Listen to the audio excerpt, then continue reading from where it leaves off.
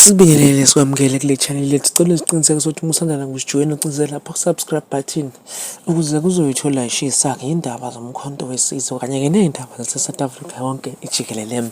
Amalungu omkhonto wesizwe aku-128 eThekwini asey'nikele ngokudla kumuzi abebethe behamba bexoxa-ke i-membership yomkhonto wesizwe benza u-door to door campaign. Bafice bathola ukuthi-ke kulo muzi baswele abanakho ukudla. Amalungu omkhonto wesizwe ahlabeka ngalesi sigameko besephuma umkhankaso azama imali anithola ukudla ukuthi lamalungu omndeni akulo muzi akwazi ukulala edlile.